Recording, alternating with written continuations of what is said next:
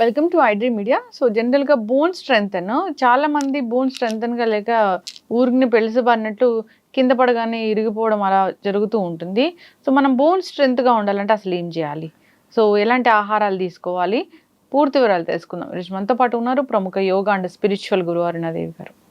Ma'am నమస్తే అండి. నమస్తే. మ్యామ్ జనరల్‌గానే కొందరిని చూస్తే ఊరికే ఇట్లా కొంచెం స్లిప్ అయినా గానీ విరిగిపోతూ ఉంటాయి ఎముకలు.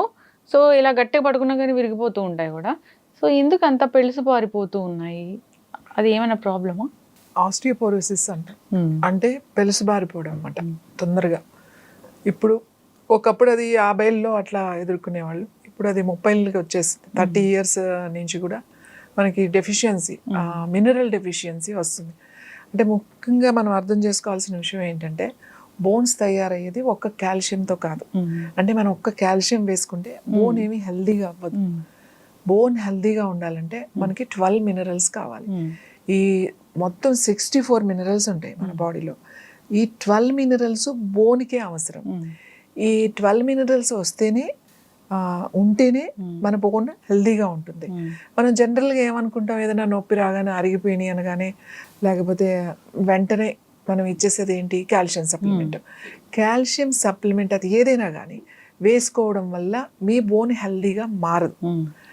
అది ఎన్ని రోజులు వేసుకుంటారు? రెగ్యులర్గా కూడా వేసుకోకూడదు. కొన్ని రోజులు వేసుకోగానే అది ఒక స్టోన్ పౌడర్, అంతే, లైమ్ స్టోన్ పౌడర్. అది కాల్షియం, అది ఒక రాయి వేసుకున్నట్టే లోపల.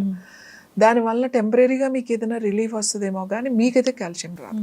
మన రిపోర్ట్స్లో ఒక నెల 2 నెలలు వాడగానే చూపిస్తుంది కాల్షియం ఉన్నట్టు. అవి ఆపిస్తే మళ్ళీ అగైన్ ఉండదు. మనకి 12 మినరల్స్ మనకు ఉంటేనే మన బోన్ హెల్తీగా ఉంటుంది. ఎందులో ఉన్నాయి మనకి 12 మినరల్స్ ఒకేసారి మనకి ఈజీగా రావడానికి అంటే ఉప్పులో ఉంది. ఉప్పు అంటే హిమాలయన్ సాల్ట్లో కూడా 12 మినరల్స్ మనకు ఉన్నాయి.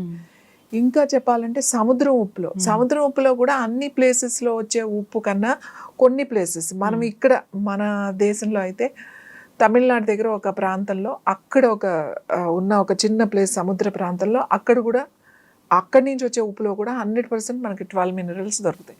అది కాకుండా ఫ్రెంచ్ సాల్ట్ అంటాం, కెలిటిక్ సాల్ట్ అంటాం, CELTIC, కెలిటిక్ సాల్ట్. ఇది ఫ్రెంచ్ సాల్ట్. అంటే అక్కడ ఫ్రెంచ్ కంట్రీలో ఒక ప్లేస్లో అక్కడ కూడా ఉప్పు, హ్యాండెడ్ మామూలు ఉప్పే, మీరు పక్కన పెడితే ఏం డిఫరెన్స్ తెలియదు. ఆ మినరల్స్ మనం తీసుకుంటే ఖచ్చితంగా 12 మినరల్స్ వస్తాయి. ఇది మనకి ఆన్లైన్లో అందుబాటులోనే ఉంది. అలాగే మన హిమాలయన్ సాల్ట్లో కూడా అంత 12 రాకపోయినా చాలా వరకు బెస్ట్. మనకు అది అందుబాటులో లేకపోతే ఇది కూడా వాడచ్చు. ఇది ఎలా వాడాలి? వంటల్లో కాదు వాడేది. మనం ఒక క్రిస్టల్ అంటే చిన్న చిన్న పలుకుల్లాగా ఉంటాయి కదా, ఒక పలుకు నాలుక మీద పెట్టుకోవాలి. అది కరిగిపోతుంది. కరిగిపోయిన తర్వాత ఒక గ్లాస్ మామూలు నీళ్లు తాగాలి. ఇలా ఎక్కువ ఆస్టియోపోరోసిస్ ఉంది, ఆల్రెడీ ఎముకలు అరిగిపోయినాయి, ఇలాంటి ప్రాబ్లమ్స్ ఉన్న వాళ్ళు ప్రతిరోజు 3 పూట్ల 3 పలుకులు నోట్లో వేసుకుని, అంటే ఒక్క పలికే ఒక్కసారి, పొద్దున ఒకసారి, మధ్యాహ్నం ఒకసారి, సాయంకాలం ఒకసారి, ఇలా ఒక నెల రోజులు చేశారు అని అంటే మీకు కావాల్సిన 12 మినరల్స్. ఎందుకంటే మన ఎముక ఆరోగ్యంగా ఉండాలి అని అంటే మనకి బ్రోరాన్ కావాలి, బ్రోమియం కావాలి, తర్వాత సిలికా కావాలి, సిలీనియం కావాలి, సల్ఫర్ కావాలి, పొటాషియం కావాలి, ఐరన్ కావాలి, కాల్షియం కావాలి, magnesium, it's very important, magnesium కావాలి. ఇలా 12 మినరల్స్ ఉంటేనే మన బోన్ ఆరోగ్యంగా ఉంటుంది. ఇంకోటి, అసలు మన బోన్ ఎముక ఆరోగ్యంగా ఉంచుకోవాలంటే ఎంత ఈజీనో, చాలా చాలా. ఫస్ట్ కెలిటిక్ సాల్ట్ తీసుకోవడం. ఎవరికైతే ఆల్రెడీ ఎముక అరుగుతుంది, నొప్పులు ఉన్న వాళ్ళు, ఎముక అరుగుతుంది అన్న వాళ్ళు, ఒక 50 వచ్చేసిన వాళ్ళు, వీళ్ళందరూ కూడా ఆస్టియోపోరోసిస్ ఉన్న వాళ్ళు అందరూ కూడా ఈ సాల్ట్ రోజుకి 3 సార్లు 3 పలుకులు కనుక వేసుకుంటే వస్తుంది. ఇంకొకటి, ఎండ కంపల్సరీ తగలాలి మనకి. రోజు కనీసం 15-20 నిమిషాలు ఎండ తగలాలి.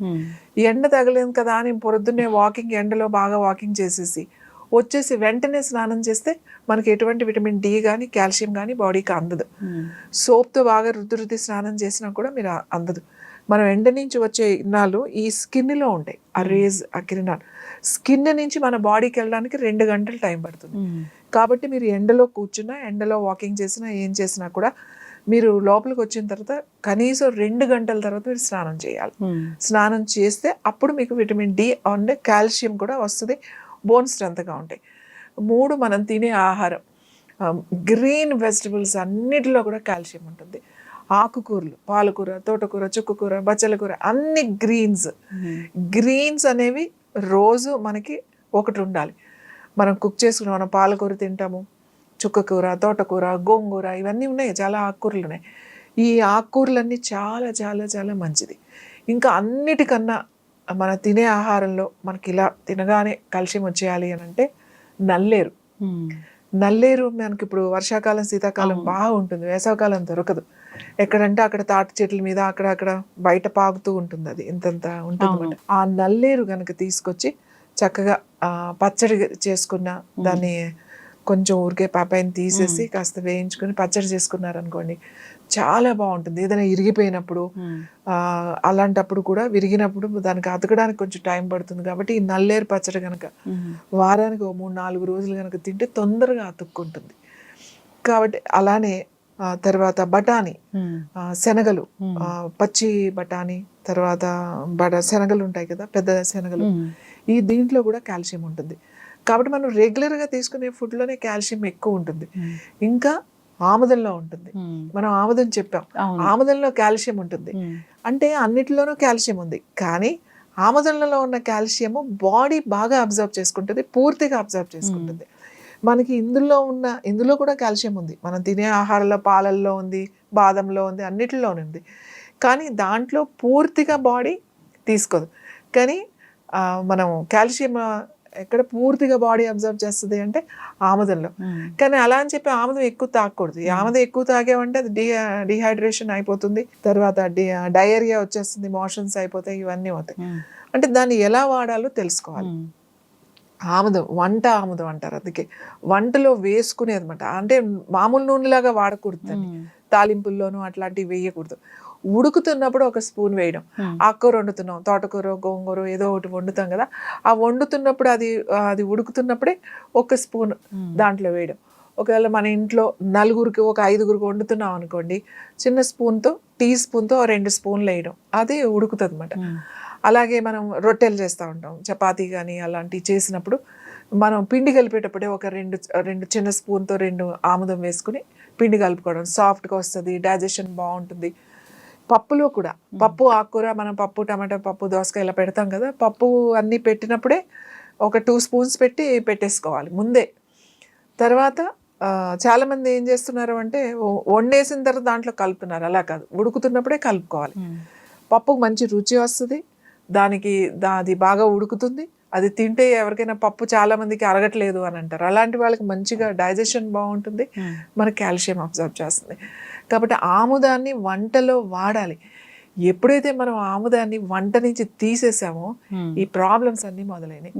ఎందుకంటే ఒకప్పుడు అసలు ఆముదం అంటే అది ఇంట్లో పిల్లలు, ఎదిగే పిల్లలున్నా, చంటి పిల్లలున్నా, పెద్దవాళ్ళున్నా ఆముదం ఇంట్లో ఉండేది. ఆ ఆముదం అనేది ఎందుకు మర్చిపోయామో మనం తెలియదు. కానీ ఇప్పుడు అంటే మనం చెప్పిన తర్వాత చాలామంది ఆముదం వాడుతున్నారు. ఆముదం అంటే నేను చెప్పే అమ్మలాంటిదే, అది మిమ్మల్ని చల్లగా చూస్తుంది అని చెప్పి. ఆముదంలో కూడా కాల్షియం ఉంది, బాడీ అబ్జర్వ్ చేస్తుంది కాల్షియం. సో మనం హెల్దీగా, మన బోన్స్ హెల్దీగా ఉండాలంటే ఏమేం చేయాలి? ఫస్ట్ కెలిటిక్ సాల్ట్ లేదంటే హిమాలయన్ సాల్ట్ ఒక పలుకు వేసుకొని కరిగిపోయిన తర్వాత ఒక గ్లాస్ నీళ్ళు తాగాలి. ఇంకొకటి గ్రీన్ వెజిటబుల్స్, రోజు ఖచ్చితంగా ఒక గ్రీన్ ఉండాలన్నమాట, పచ్చగా, ఆకుపచ్చగా ఒకటి ఉండాలి ఖచ్చితంగా. అది పాలకూర, తోటకూర, చుక్కకూర, ఏదో ఒక కూర ఖచ్చితంగా ఉండాలి. తర్వాత ఆముదం వంటలో వాడడం మొదలు పెట్టాలి. తర్వాత ఎండలో ఉండడం, ఎండ తగలాలి, ప్రతి ఒక్కరికి కూడా ఎండ తగలాలి. ఇవి చేస్తే, మనం ఇవి పాటిస్తే మనకి జాయింట్ పెయిన్స్ రాకుండా ఉంటాయి, తొందరగా అరిగిపోకుండా ఉంటాయి. నడుము నొప్పి, మోకాలు నొప్పులు, మెడ నొప్పులు. ఇప్పుడు మనకి కరోనా వచ్చిన తర్వాత అందరికీ ఫీవర్, చికెన్ గున్యా వచ్చిన తర్వాత ఈ జాయింట్ పెయిన్స్ అన్ని నొప్పులు వచ్చేస్తున్నాయండి అంటున్నారు. సో ఈ ఆముదం అప్లై చేసిన ఈ 4 మనం కేర్ కనుక తీసుకుంటే మన ఎముకలు ఆరోగ్యంగా ఉంటాయి, బలంగా ఉంటాయి అన్నమాట. 60లో కూడా 20లాగా ఉండే ఎముకలు మనం తయారు చేసుకోవచ్చు. చక్కగా చెప్పారు మ్యామ్. ఎముకలు పెళుసుబారుతున్నాయి, వెంటనే విరిగిపోతున్నాయి అసలు చిన్న దెబ్బకు కూడా అంటే, సో డెఫిషియన్సీ ఉన్నట్లే, మినరల్ డెఫిషియన్సీ. చాలా చక్కగా చెప్పారు, ఏ సాల్ట్ తీసుకుంటే మనకు ఆ డెఫిషియన్సీ అనేది తగ్గిపోతుంది అనేది. సో అంతేకాదు ఆముదం అదొక దివ్య ఔషధమే. సో మీరు ఎప్పుడైతే ఆముదం వీడియో ఇచ్చారో అసలు చాలా వైరల్ అయిపోయింది అది. దానిలో ఉన్న సుగుణాలు ఏంటి, మెడిసినల్ వాల్యూస్ ఏంటి అనేది చాలా మందికి తెలిసాయి. మళ్ళీ కూడా వాడడం మొదలు పెట్టారు.